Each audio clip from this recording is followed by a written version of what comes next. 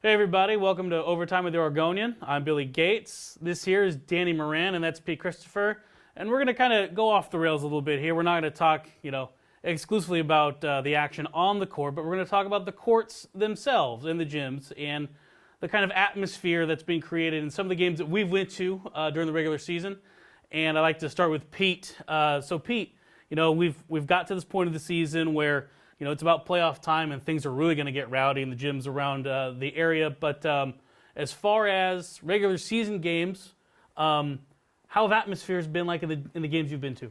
I have to say the best atmosphere I've seen was actually last week. It was at Lake Oswego's gym for the Lake Oswego Lake Ridge. It's a rivalry game, obviously, battle for the lake. I arrived there with the intention of covering the boys' game, but I got there during the girls' game and the gym was already full.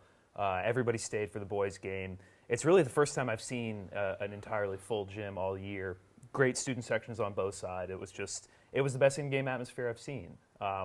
Other than that, I have to give a special shout out to St. Mary's Gym just because I really like the shoebox of that gym. It's not necessarily the most fun to cover in, to try to shoot pictures or video in, but there is something cool about just the atmosphere of being in that tiny little gym. Danny, pose the same question to you, sir. What do you got? Yeah, I think one of the things that Pete and I have talked about, particularly with the change in classifications and just conference alignment this year, there are big rivalry games like Lake-O against Lake Ridge. I know, Billy, you attended Sunset Westview, got a good crowd out for that game, but there are a lot of new matchups, new rivalries come conference play, so the environments haven't quite been maybe what you come to expect for league games at this point in the season, just because if you're, I'm assuming, a high school student on a Tuesday night and you've got finals or other things coming up, it's just not going to be at the front of your list to go to one of these games. I think that's unfortunate. Agreed. But that's kind of what I've seen. So what comes back to me as far as environment, the Les Schwab was my first time attending this year, and it was a really incredible environment once you had national teams like Montverde and Wheeler coming in, going up against West Lynn, Central Catholic.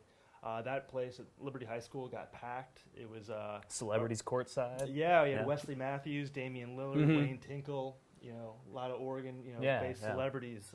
When we're coming up upon tournament time, we moved away from the Moda Center, 6A boys and girls, to the Child Center.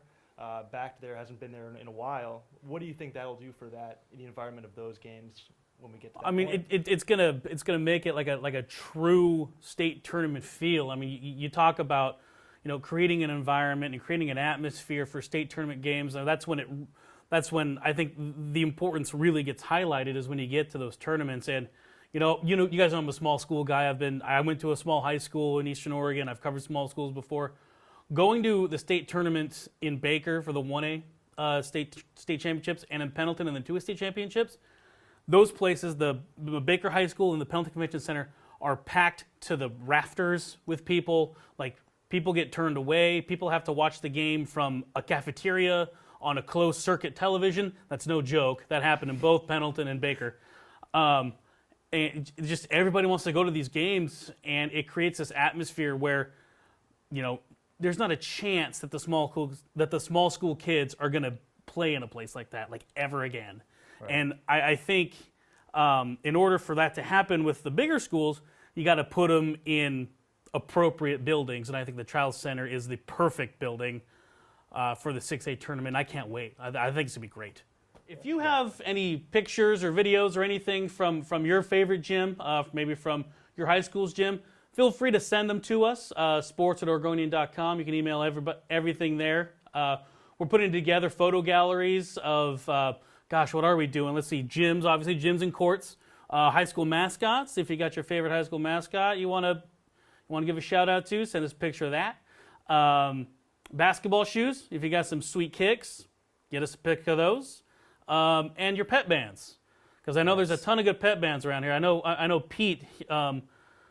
What was the band that you were talking up so much the other day, Pete? I got love for the Tigard band. Tigard, that's what it was. I got love for the Tigard band. 4 guitars, a bassist, and some drums. No horns needed. Just ripping American shredding rock guitar.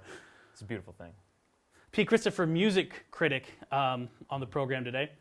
All right. Anyway, if you have any of that, videos, pictures, Instagrams, Snapchats, whatever you got, kids, let us know. And we'll be looking forward to your submissions, and we'll put them up on the site when we get them. So stay cool.